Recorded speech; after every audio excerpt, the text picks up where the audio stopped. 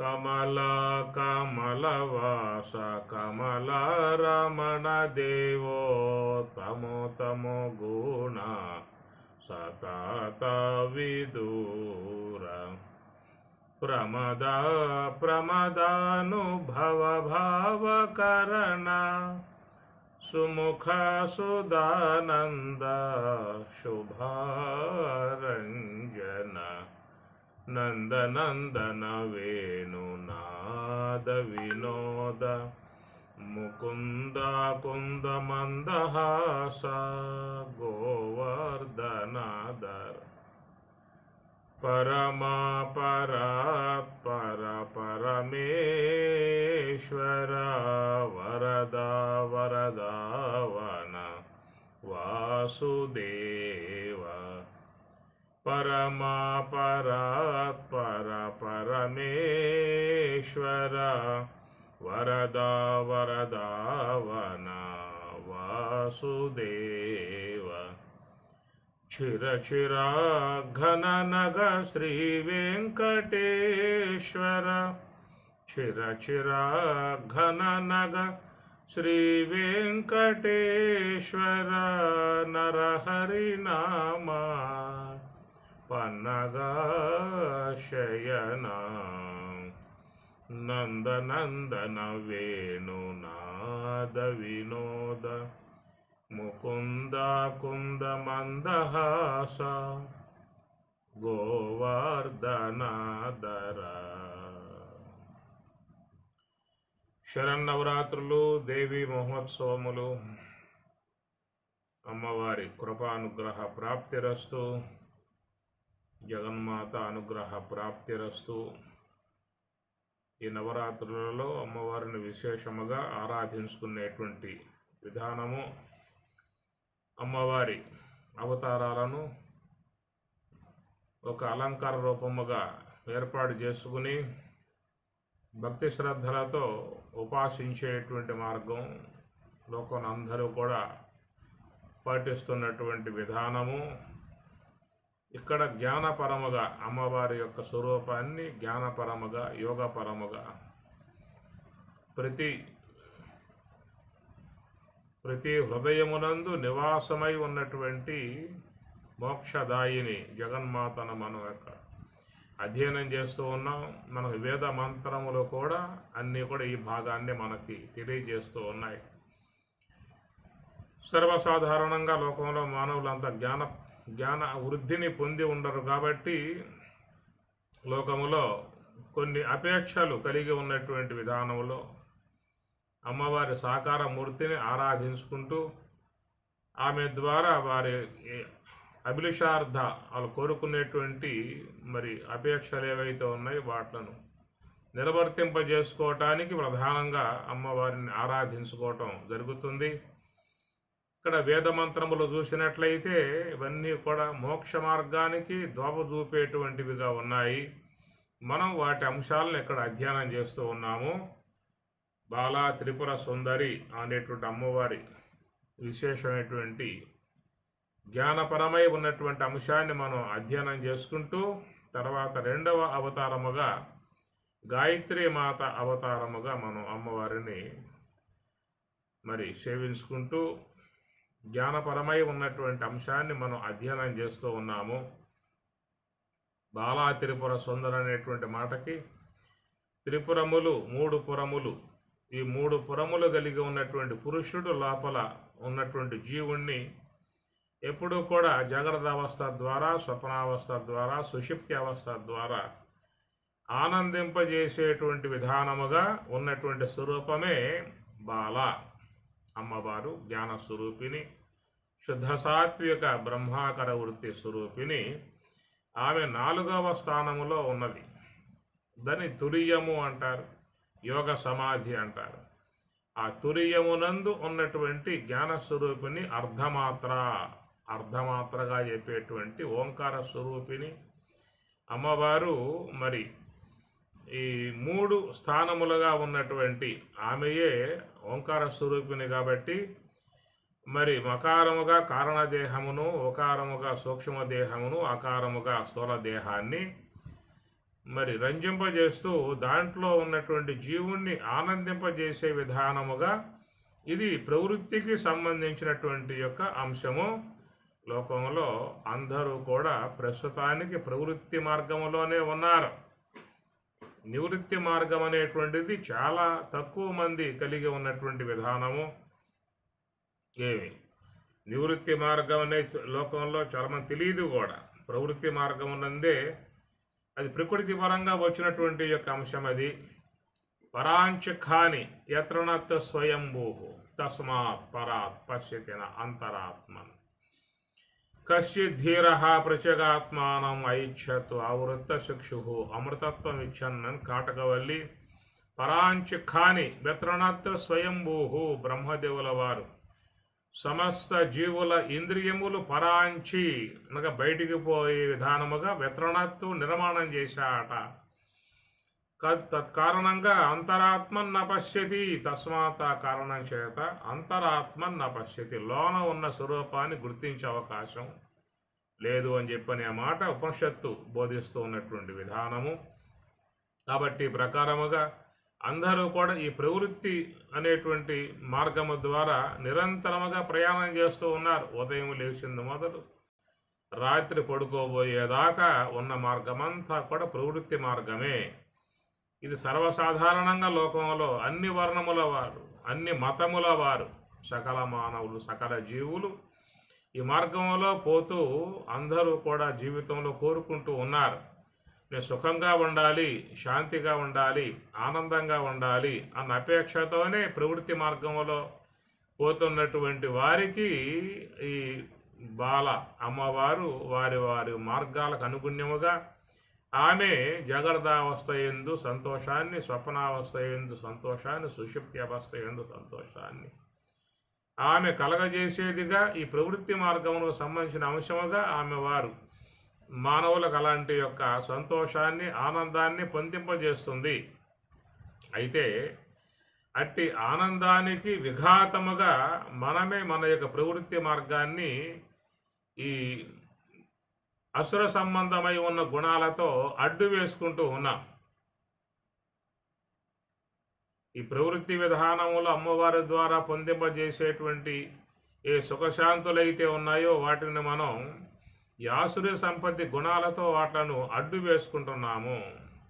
అందువల్ల పరమాత్మ కూడా భగవద్గీతలో చెప్పిన మాట, రాగద్వేష వియుక్తై విషయాన్ ఇంద్రియై చరన్ ఆత్మవశ్యై విధేయాత్మ ప్రసాదం అధిగచ్చతి అని స్వామి చెబుతూ ఉన్నారు.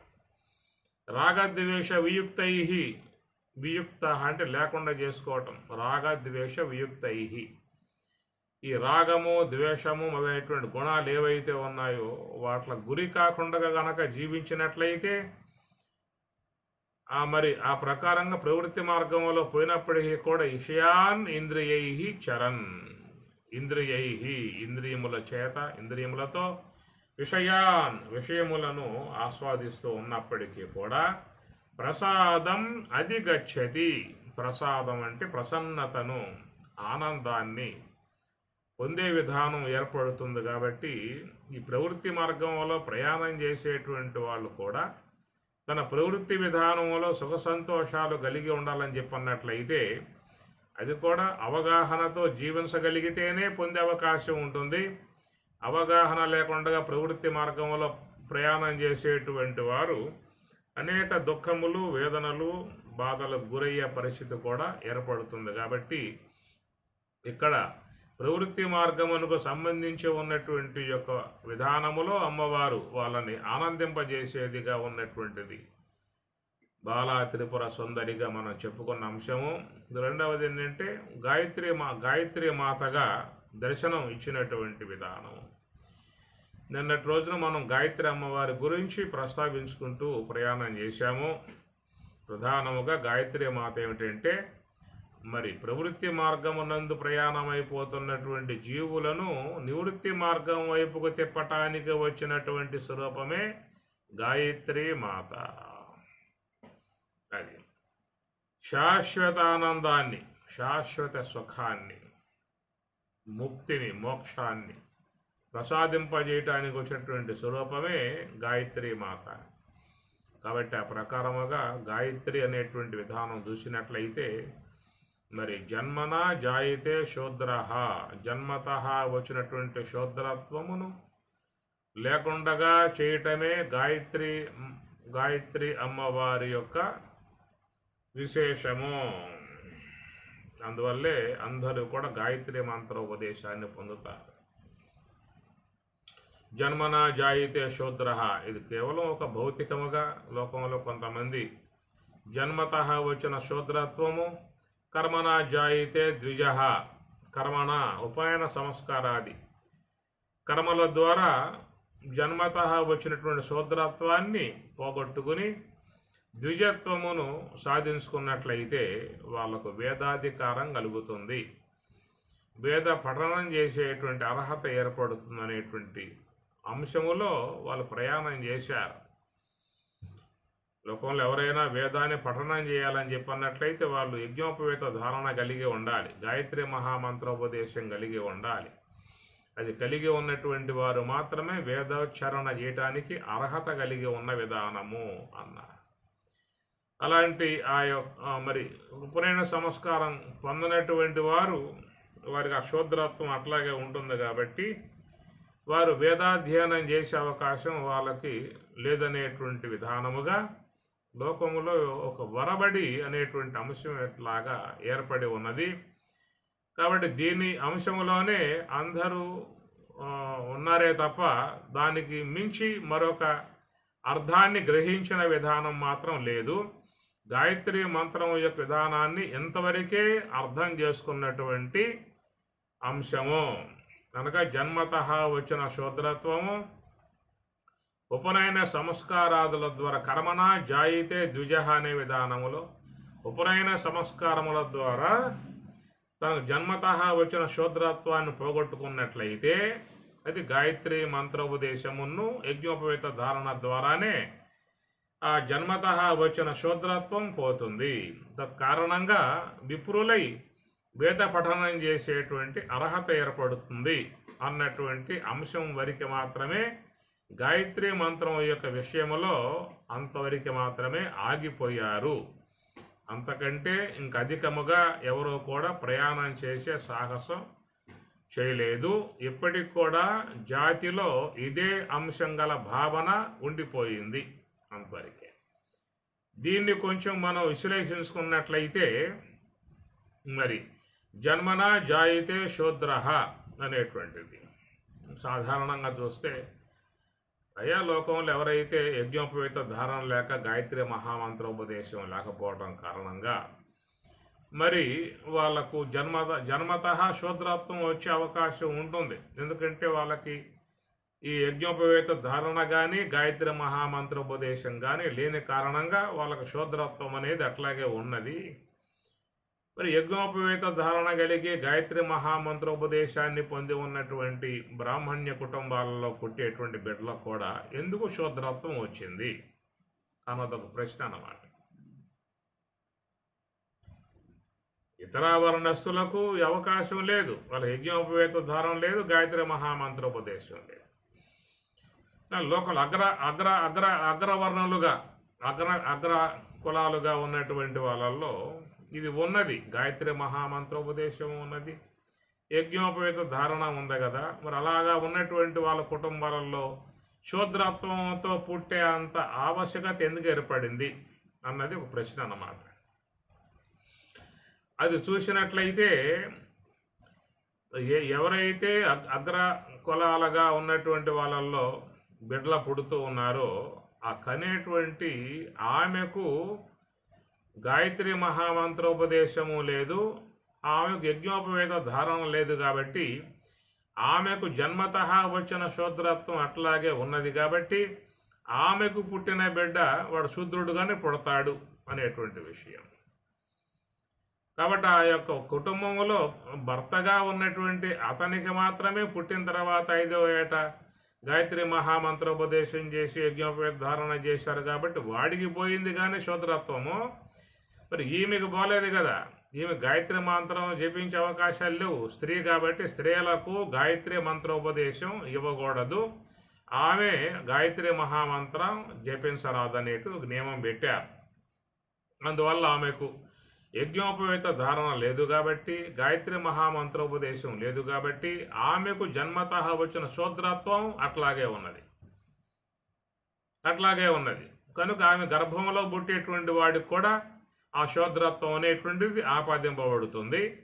ఆ విధంగా పుట్టిన తర్వాత మరి ఈయన గారు ఏం చేస్తారంటే, ఆయన ఏ ప్రకారంగా అయితే యజ్ఞోపేత ధారణ కలిగి గాయత్రి మహామంత్రోపదేశాన్ని పొంది తన శూద్రత్వాన్ని పోగొట్టుకున్నాడో, అట్లాగా తన బిడ్డకు వచ్చినటువంటి శూద్రత్వాన్ని కూడా ఆయన 5వ ఏట ఉపనయన సంస్కారం చేసి గాయత్రి మహామంత్రోపదేశం చేసి వాడికి మాత్రమే శూద్రత్వాన్ని పోగొట్టే విధానంగా చేస్తూ ఉన్నాడు.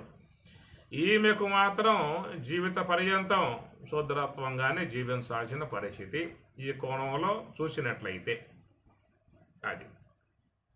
కనుక ఇది కేవలం లోకం యొక్క ఆచార సంబంధముగా ఉన్నటువంటి యొక్క అంశము. కానీ పారమార్థికముగా చూసినట్లయితే దీన్ని ఎవరో కూడా అంత లోతైన భావనగా విచారించటం లేదు, విచారించే ప్రయత్నం కూడా చేయటం లేదు.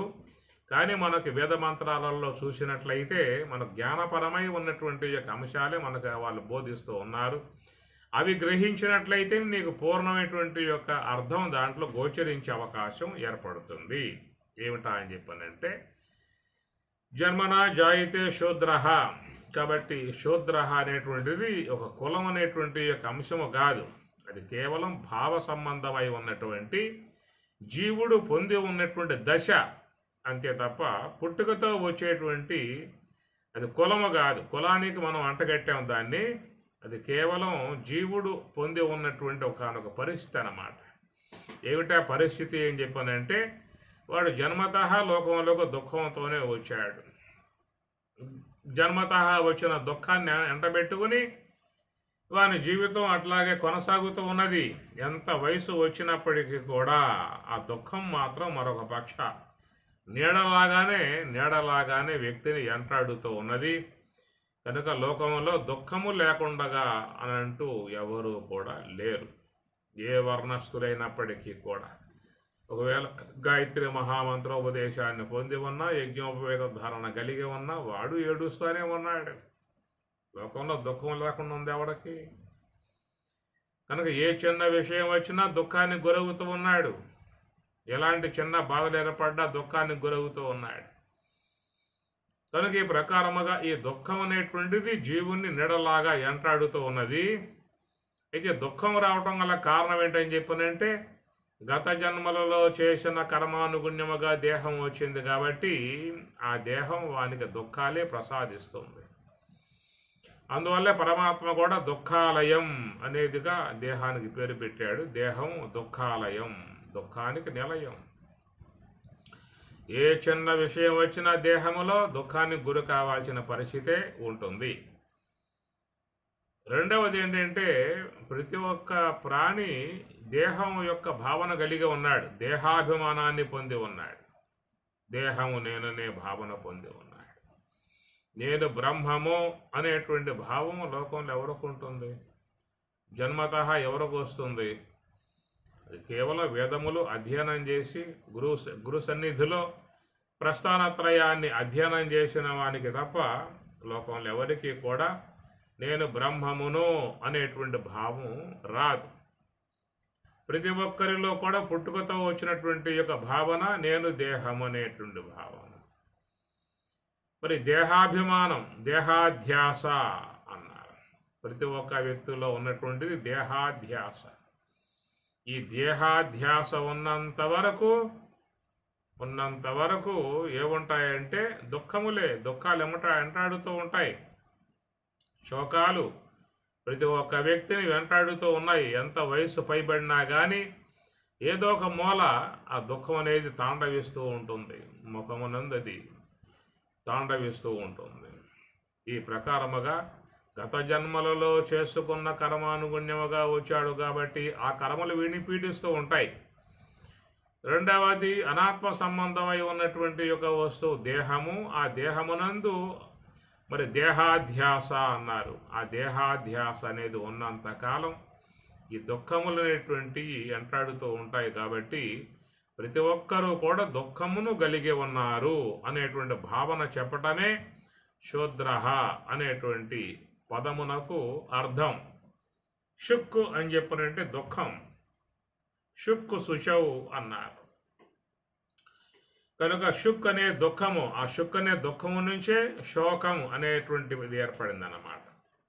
శోషతి, శోషతః, శోచంతి, శోషసి, శోషతః, శోషామి. ఈ విధంగా అందరూ కూడా ప్రథమ పురుష, మధ్యమ పురుష, ఉత్తమ పురుష అందరికీ ఉన్నది ఏమిటని చెప్పానంటే శోకమే. శోకం లోకం శోకహతం చ సమస్తం. లోకం శోకహతం చ సమస్తం. లోకమంతా కూడా శోకమయమై ఉన్నది. శోక సాగరములో అందరూ కూడా వీధులాడుతూ ఉన్నారు. కనుక ఆ యొక్క దుఃఖ సంబంధమై ఉన్నటువంటి యొక్క వేదనను చెప్పుకోవాలనేటువంటి అపేక్ష ఉంటుంది. కానీ వినగలిగేవాడెవడు? తనకున్నటువంటి బాధలు, తనకున్నటువంటి దుఃఖములు, తనకున్నటువంటి వేదనలు ఎన్నో రకాలుగా పైన పడి పీడిస్తూ ఉంటే అవి ఏమన్నా పక్క వాళ్ళు చెప్పుకుని కాస్త ఊరట పొందుదామనేటువంటి యొక్క భావన ఉంటుంది. కానీ ఎవరికి చెప్పాలి? ఎవరి అంటారు? ఎవరికి లేవు ఈ దుఃఖాలు. చెప్పడానికైనా పక్కవాడికి లేకపోతే కదా. వాడికి ఉండే దుఃఖాలు వాడికి ఉన్నాయి. ఉన్నతమై ఉన్నటువంటి యొక్క ఐశ్వర్యములు కలిగి ఉన్నటువంటి వాళ్ళకి దుఃఖాలు ఉన్నాయి. ఏ ఐశ్వర్యము లేకుండా పేదరికంతో బాధపడేటువంటి వాళ్ళకి దుఃఖాలు ఉన్నాయి. కనుక దేహభావన కలిగి ఉన్నంత వరకు దుఃఖాలు ఉంటాయి. కాబట్టి ఇది శూద్రత్వం అనేటువంటి మాట. అంటే ఆ శూద్రత్వమును పోగొట్టడానికై ఉన్నటువంటి యొక్క అంశమే గాయత్రి అనేటువంటిది. అంతే అన్నమాట. మన గాయత్రి మహామంత్రం ఉపదేశం చేస్తారు. దాంట్లో కూడా మొత్తం 24 అక్షరాలు ఉంటాయి. లెక్క పెట్టుకోండి. తత్సవితుః ఓం తత్సవితుః వరేణ్యం భర్గో దేవస్య ధీమహి ధియో యోనః ప్రచోదయాత్ అనేటువంటిది మామూలుగా గాయత్రి మహామంత్రం అనేటువంటిది ఉంటుంది. దాంట్లో ఉండేటువంటి యొక్క అక్షరములు మొత్తం 24 అక్షరాలు ఉంటాయి. 24 అక్షరాలే 24 తత్వాలుగా చెప్తారు. ఈ 24 తత్వములు కలిగి ఉన్నటువంటి దాంతోనే జీవుడు వ్యవహరించుకుంటూ ఉన్నాడు. 25వది అని చెప్పనంటే అది జ్ఞాత అంటారు, జీవుడు అని చెప్పనంటారు. 25వ వాడు జ్ఞాత. ఈ జ్ఞాత వ్యానవాయువుతో కలియగానే శ్రోత్రేంద్రియం ద్వారా శబ్దమును విని వాక్కుతో మాట్లాడుకుంటూ ఉంటాడు. ఈ జ్ఞాతయే మనస్సుతో కలియగానే ఉదాన వాయువుతో సంబంధం పడి త్వగేంద్రియం ద్వారా స్పర్శ గ్రహించి పాణేంద్రియంతో ఇవ్వటము పుసుకోవడం చేస్తూ ఉంటాడు.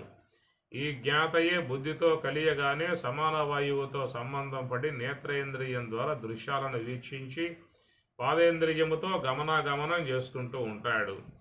ఈ జ్ఞాతయే చిత్తముతో కలియగానే ప్రాణవాయువుతో సంబంధం పడి జిహ్వేంద్రియం ద్వారా రసాలను ఆస్వాదించి గుహ్యేంద్రియము ద్వారా విసర్జిస్తూ ఉంటాడు, ఆనందిస్తూ ఉంటాడు.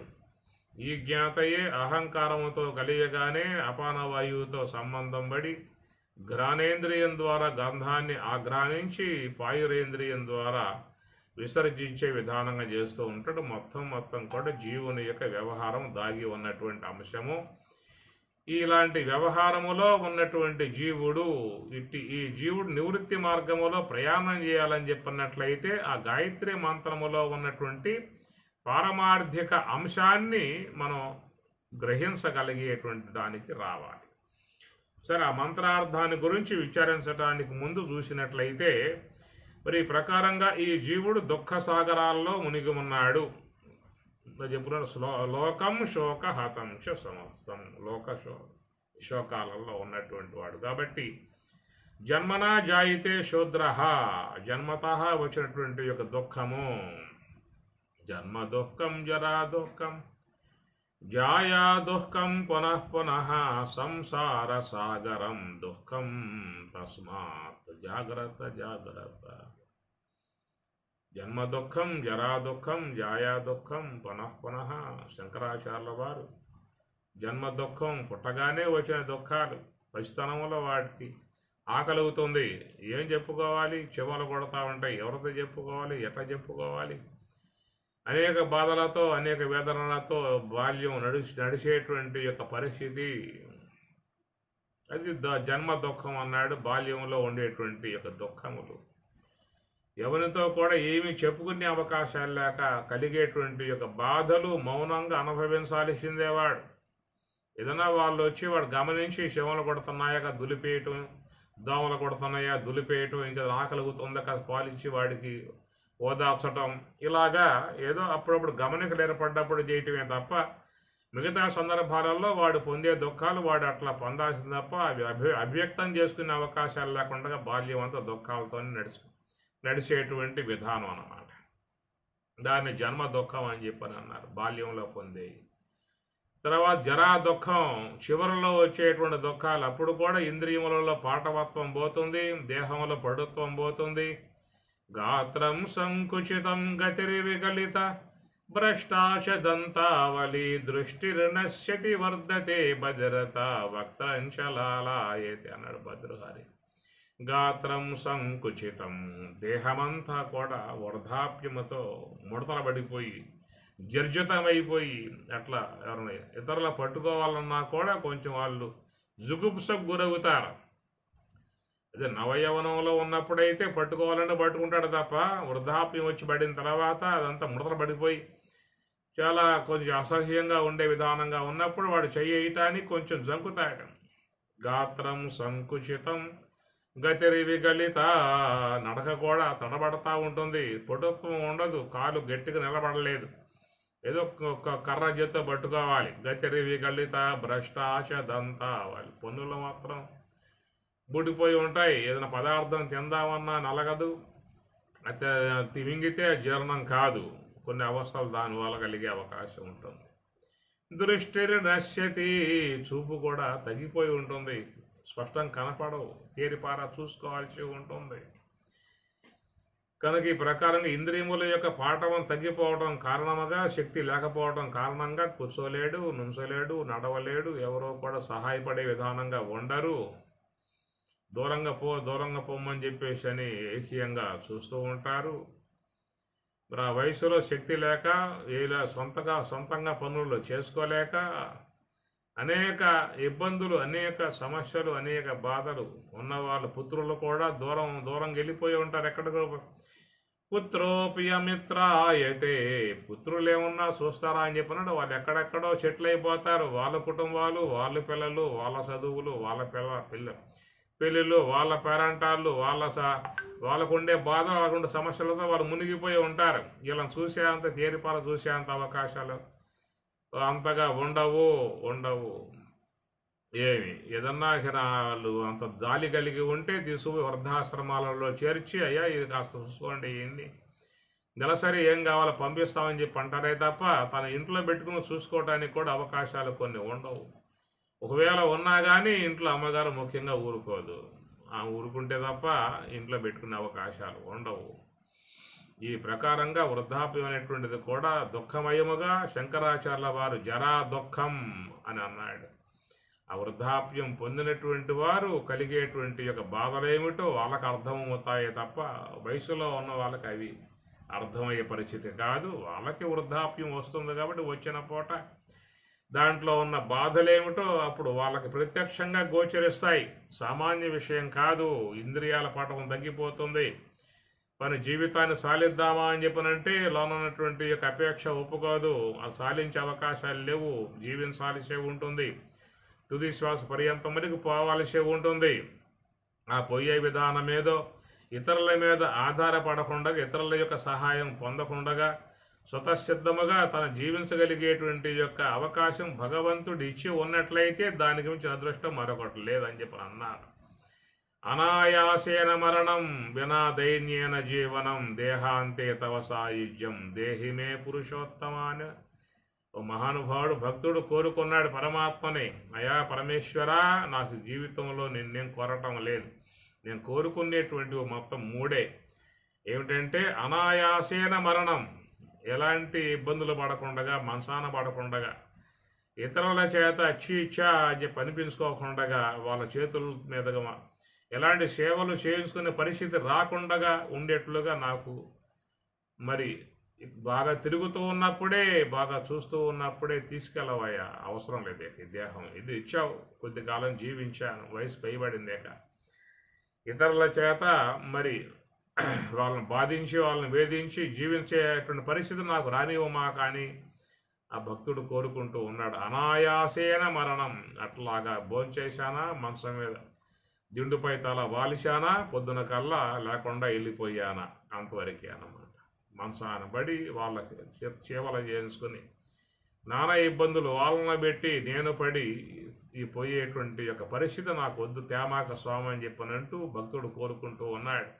అనాయాసేన మరణం వినా దైన్యేన జీవనం, దైన్యముగా ఇతరుల దగ్గరికి పోయి నాయన ఏదైనా సహాయం చేయండి అయ్యా, జీవితం దుర్భరం అయిపోయింది అన్న పరిస్థితిగా అది రానివ్వమాక అని చెప్పి అంటూ ఉన్నాడు. అనాయాసేన మరణం వినా దైన్యేన జీవనం దేహాంతే తవ సాయుధ్యం.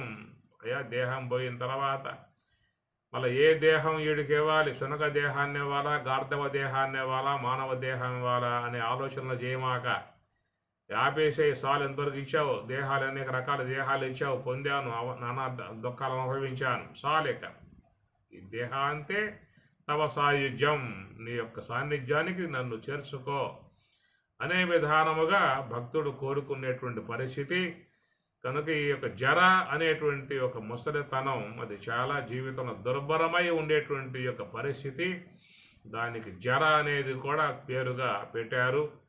జర అనేది మనకి భారతంలో పోయి చూస్తే ఒక రాక్షసి ఆ జర అనేటువంటి దాని ద్వారా సంధింపజేయబడ్డాడు కాబట్టి వాడికి జరాసంధ అనేటువంటి పేరు వచ్చిందనమాట.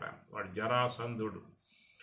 జర అనేటువంటి ఒకనొక శక్తి అనమాట, రాక్షసి అని చెప్పని అంటారు.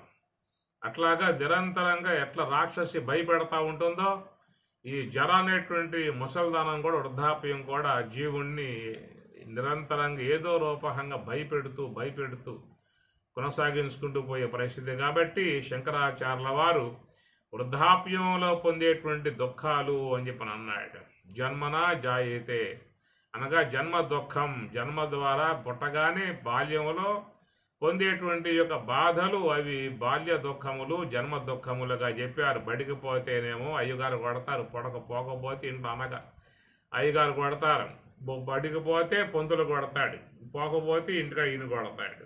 ఏం చేయాలి వీడేక నానా తంటాల పడే పరిస్థితి ఏర్పడుతుంది. కాబట్టి జన్మ దుఃఖం జరా దుఃఖం అన్నాడు. ఇంకేమి లేవా అని చెప్పానంటే ఇంకోటి ఉందాయా అన్నాడు. ఏంటి ఇంకోటి మూడోది ఏంటని చెప్పి అడిగితే జాయా దుఃఖం అన్నాడు. అనగా బాల్యం వృద్ధాప్యం రెండింటికి మధ్యలో ఉన్నటువంటిది జాయా దుఃఖం, అంటే సంసార దుఃఖం. జాయా అంటే భార్య అని అర్థం.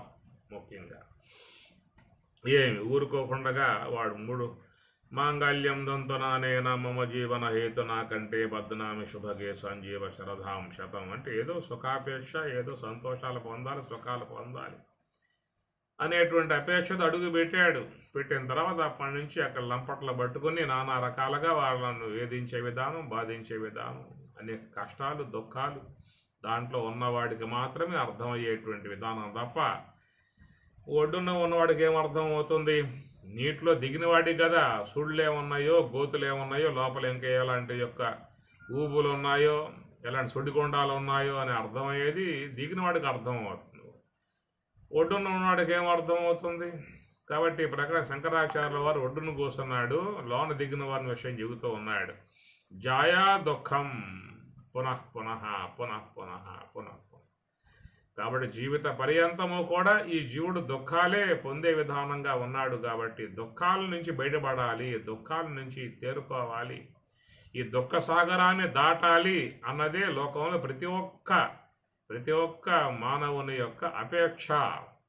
ప్రతి ఒక్క మానవుని అపేక్ష. ఈ దుఃఖాలు ఎట్లా పోతాయి, ఈ బాధలు ఎట్లా పోతాయి, ఈ వేదనలు ఎట్లా పోతాయి అనేటువంటి భావనతో ప్రతి ఒక్కరూ ఉన్నారు. కాబట్టి వారి యొక్క అపేక్షను సిద్ధింపజేయటానికి వచ్చినటువంటి అమ్మవారు గాయత్రి మాత.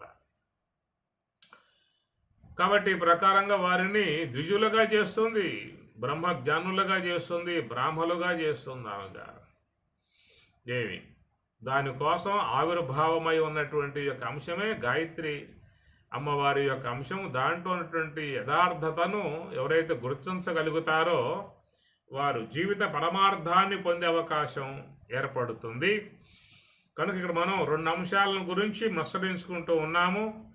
బాలా త్రిపుర సుందరి అనేటువంటి దానంలో ఆ యొక్క త్రిపురాలను రంజింపజేస్తూ సంతోషింపజేస్తూ ఆ జీవుని వ్యవహారమునందు నిరంతరముగా మరి ఆ సుఖాపేక్షలు కలిగినటువంటి వాడికి సంతోష జీవితాన్ని అందించే ఉద్దేశం మనం ప్రయత్నం చేస్తూ ఉంటే, రెండవది ఈ యొక్క దుఃఖ సాగరంలో మునిగి ఉన్నటువంటి యొక్క వాడిని ఉద్ధారకం చేసి ఒడ్డున పడేసి తన యొక్క బ్రహ్మస్వరూపం, తన యొక్క వాస్తవిక స్వరూపము బ్రహ్మస్వరూపములో చేర్చడానికి ఉన్నటువంటి ఆవిర్భావంగా వచ్చినటువంటి యొక్క మాత రెండవ అవతారముగా ఆమెయే గాయత్రి మాత అని చెప్పని అన్నాం.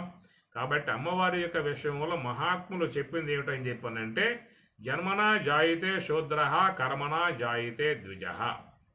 నీకు జన్మత వచ్చినటువంటి యొక్క ఈ దుఃఖాలన్నిటినీ కూడా నువ్వు దాటాలని చెప్పన్నట్లయితే, కర్మనా జాయితే ద్విజ, నీకు కర్మ ద్వారానే ద్విజత్వం ఏర్పడుతుందిరా. అంటే ద్విజత్వం ద్వారా నీవు ఈ దుఃఖములు దాటే అవకాశం ఏర్పడుతుంది. అయితే ఇక్కడ ద్విజత్వం అంటే ఏమిటండి? ద్విజ అంటే రెండవ పుట్టుక, ప్రథమ జ అంటే మొదటి పుట్టుక. మొదటి పుట్టుక ద్వారా మనకు వచ్చి పడ్డాయి ఈ దుఃఖాలన్నీ వచ్చి పడ్డాయి. బాల్య దుఃఖము, యవ్వనంలో వచ్చే దుఃఖము, వృద్ధాప్యంలో వచ్చే దుఃఖము. 3 రకాలుగా ఈ దుఃఖములు పీడించేటువంటివిగా ఉన్నాయి. బాల్యం ద్వారా పీడించేటువంటి దుఃఖాలు, వృద్ధాప్యం ద్వారా పీడించే దుఃఖాలు, ఇక మధ్యలో ఉన్నటువంటి యొక్క జాయ అమ్మవారి ద్వారా వచ్చే దుఃఖాలు.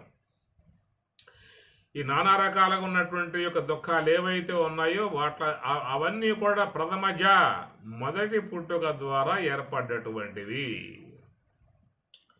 ఈ మొదటి పుట్టుక ద్వారా ఏర్పడ్డటువంటి యొక్క దుఃఖాలను పోగొట్టుకోవాలని చెప్పన్నట్లయితే నువ్వు రెండవ పుట్టుక పొందాలరా. ఈ రెండవ పుట్టుక పొందినట్లయితే నీకు దుఃఖాలు పోతాయన్నారు. ఇంకా రెండవ పుట్టుక పొందటం ఏమిటి? ఇప్పుడుగా చాలా పుట్టుకలు పొందాను కదా. గతంలో చూసుకున్నట్లయితే అనేక జన్మలు ఎత్తుకుంటూ వచ్చేటువంటి వాడిని ఇంకో పుట్టుక పొందేది ఏమిటి అంటే, ఈ దేహం పోయాక ఇంకో దేహం ధరించాలా?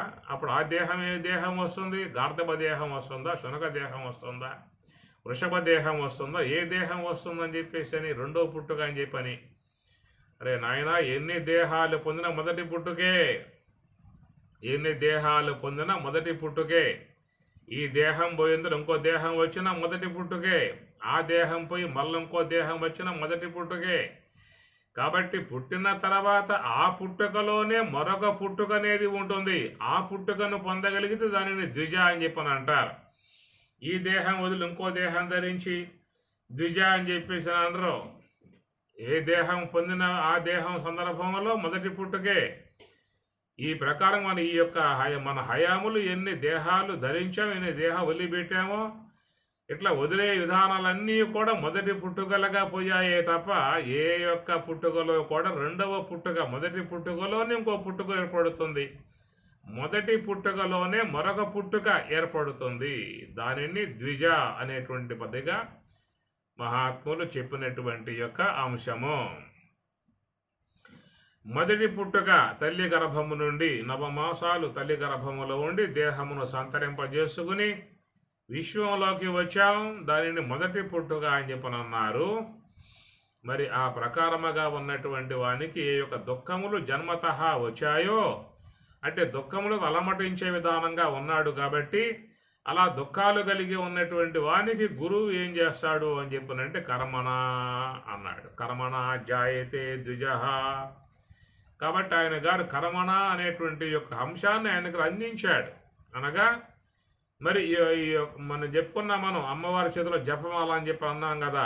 ఏమిటా జపమాల అని చెప్పనంటే రోజుకు 21,600 సార్లుగా నిరంతరముగా సోహం సోహం సోహం సోహం సోహం సోహం అని జపిస్తూ తిరుగుతున్నటువంటి జపమాల, ఈ యొక్క శ్వాస అనబడేటువంటి జపమాల ఆమె చేతిలో ఉందన్నమాట.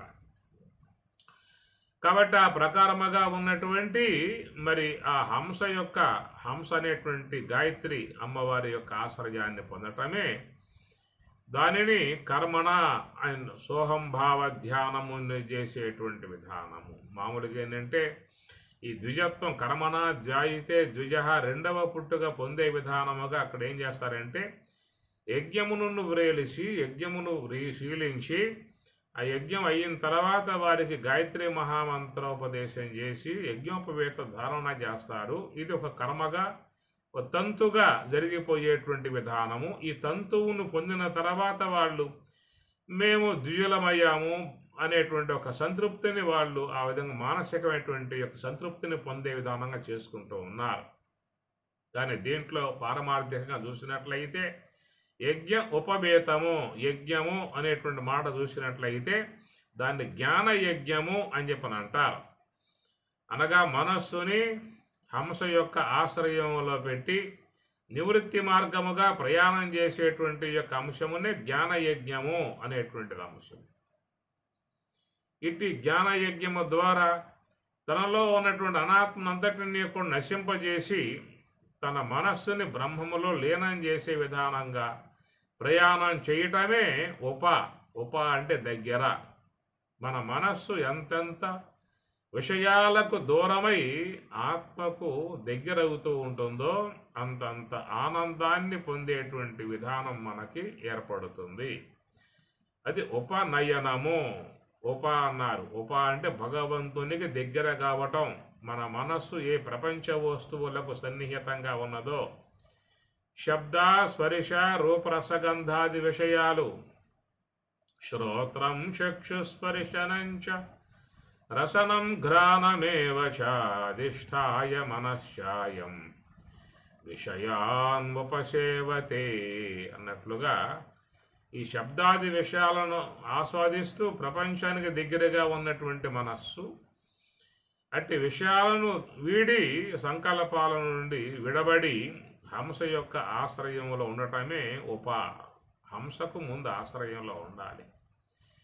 హంస పరబ్రహ్మ స్వరూపము గనుక ఆ పరబ్రహ్మమునకు దగ్గరగా ఉండాలి.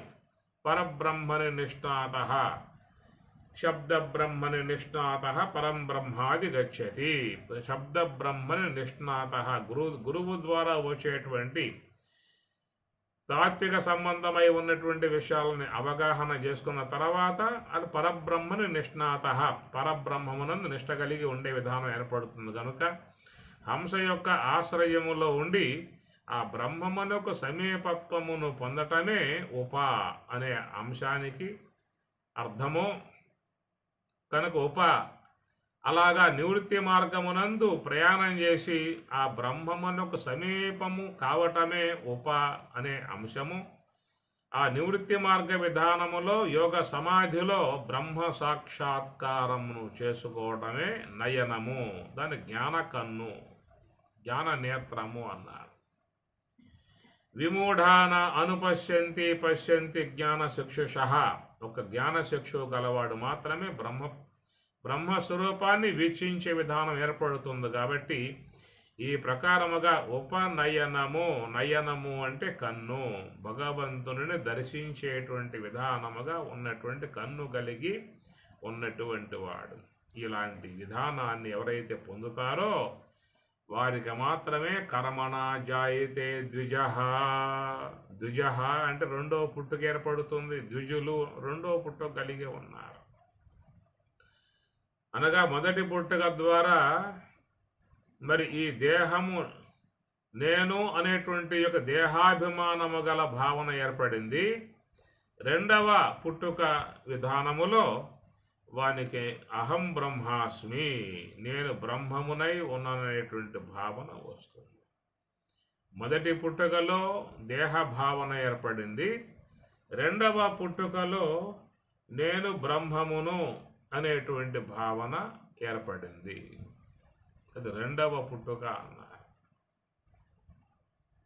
కేవలం బాహ్యముగా చూస్తే ఈ అర్థాలకు అన్వయం అయ్యే అవకాశాలు లేవు.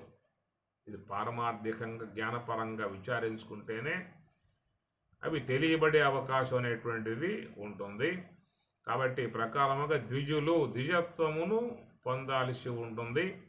అంటే ఆ ద్విజత్వమును అనగా బ్రహ్మస్వరూప ప్రాప్తి విధానాన్ని పొందటానికి సహకరించేటువంటి యొక్క అంశమే ఈ గాయత్రి మాత అనేటువంటిది. కాబట్టి గాయత్రి అమ్మవారు ప్రతి ఒక్కరిని కూడా దుఃఖ సాగరము నుండి దాటింపజేసి, భవసాగరము నుండి దాటింపజేసి, బ్రహ్మానంద సాగరములో ఓలలాడే విధానముగా చేసేదే గాయత్రి మాత. అందుచేత ఇక్కడ మాకు శూద్రత్వం పోయింది, మేము ద్విజులమయ్యాము అని లోకంలో చాలామంది భావించుకుంటూ ఉన్నారు. అది కేవలం ఒక భావనా సంబంధమై ఉన్న అంశమే తప్ప వాస్తవిక విధానము కాదు. ఎవరైతే ఈ మార్గము ద్వారా, అనగా హంస గాయత్రి అన్నారు, అమ్మవారిని హంస గాయత్రి అంటారు. హంస గాయత్రి అని చెప్పని అంటారు. హంస అంటే మనలో శ్వాసయే హంస. హంస పాలు నీరు రెండింటిని వేరు చేసి నీటి శాతాన్ని వదిలి పాల భాగాన్ని మాత్రమే అందించే విధానం హంస యొక్క విధానం.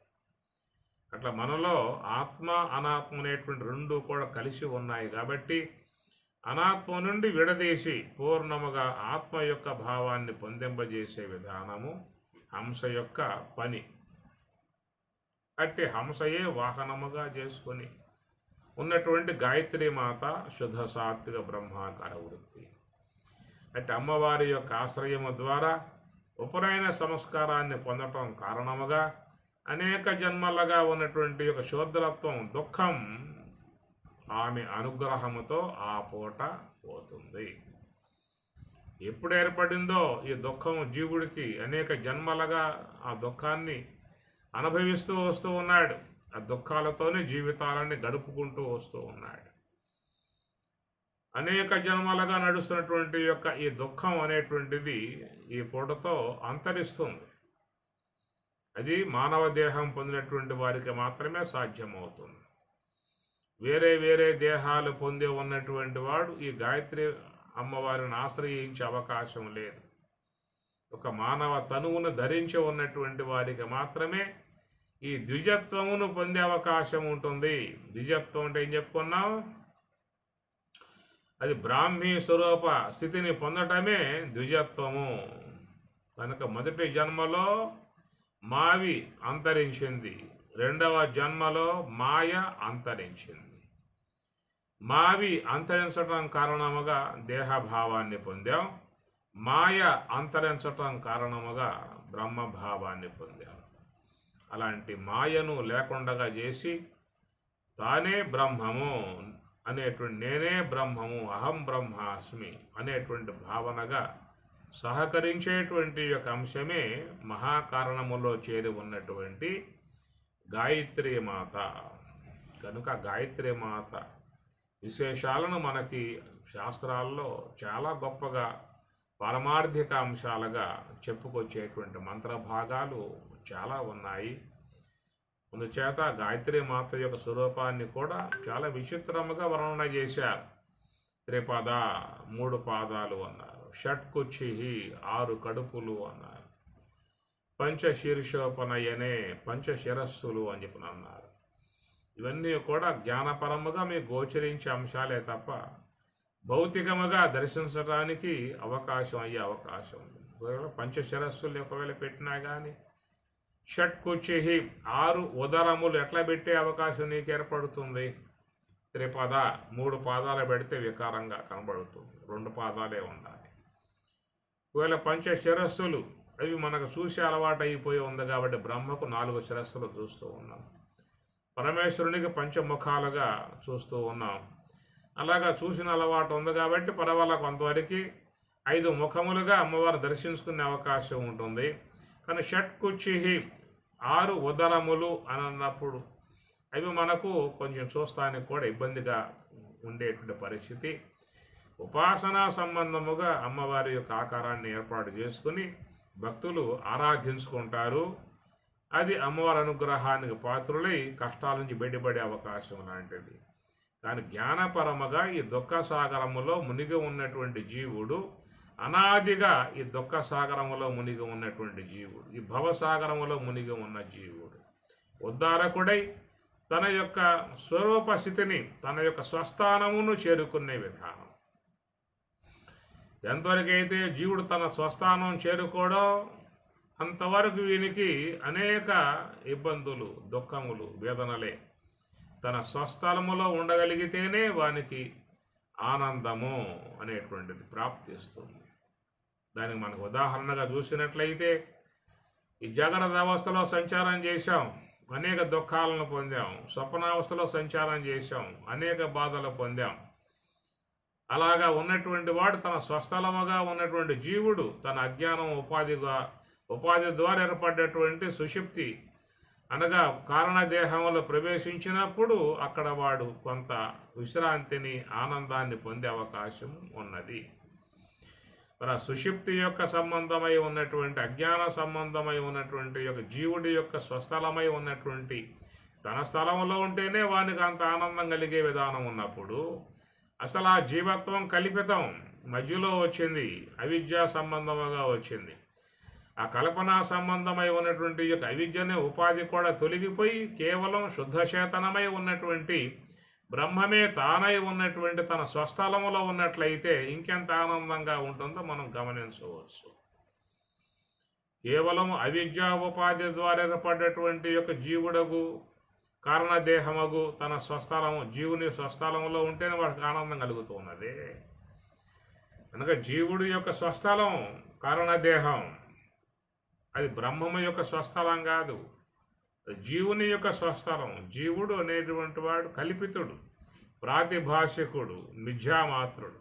అవిద్య ద్వారా ఏర్పడ్డటువంటిది, అవిద్య ద్వారా ఆపాదింపబడ్డటువంటిది జీవత్వం.